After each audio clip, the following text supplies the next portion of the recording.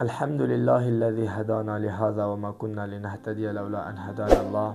اما بعد، سلام عرض ادب خدمت شما دوستان و عزیزان و برادران و خواهرانی که در هر گوشه و کنار جهان پهناور زندگی میکنید. امیدوار هستم که جور صحتمند و لباس عافیت بر تن داشته باشید. سروران عزیز من، امروز روز اول عید سعید فطر هست. تجلیگاه رحمت و مغفرت الهی هست. روزی که پس از یک ماه تزکیه نفس و عبادات خالصانه و فطرت پاک انسانی باز می‌گردد و در محضر پروردگار عالم تجدید عهد می‌کنیم. این عید فرخنده یادآوران است که تقوا و پرهیزگاری و راه رستگاری برای سعادت و ابدی هست. امیدواریم که در پرتو انوار این روز مبارک دلهایمان از زنگار گناه پاک شده و با نور ایمان معرفت الهی منور گردد. دوستان عزیز من، این عید یکی از نعمتهای الهی هست که الله متعال بعد از یک ماه روزه، بعد از یک ماه عبادت، بعد از یک ماه طاعت، در عوضش این عید خوشحالی را برای ما فرستاده است که ما مسلمان ها در این عید خوشحالی بکنیم.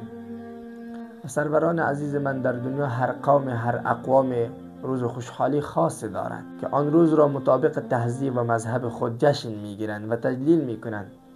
مثلا عیسوی ها روز خوشحالی خاص دارند، یهودیان روز خوشحالی خاص دارند، آتش پرستان روز خوشحالی خاص دارند، هندوها روز خوشحالی خاص دارند.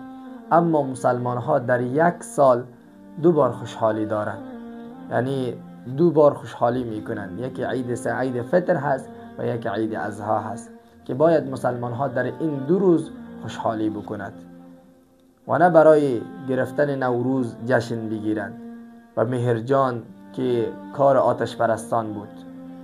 مثلا عیسوی ها در 25 دسامبر به خاطر به دنیا پیدایش آمدن حضرت عیسی علیه السلام جشن خوشحالی می کنند.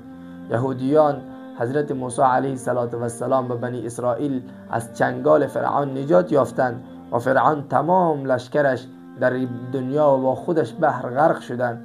به خاطر همین تجلیل و خوشحالی می کنند و آتش پرستان هم در نوروز و مهرجان خوشحالی میکنند و مسلمان ها باید در این دو روز خوشحالی بکنند، یکی عید فطر و یکی عید اضحی.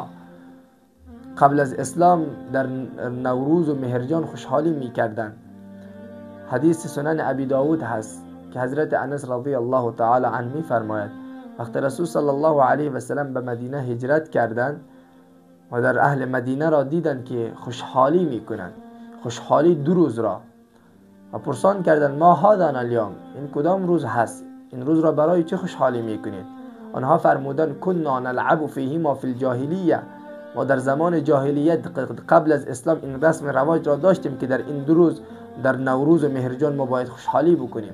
پیامبر صلی الله علیه و سلم فرمود نه، ما مسلمان ها برای خوشحالی خود دو روز داریم، یکی عید سعید فطر و یکی عید سعید اضحی.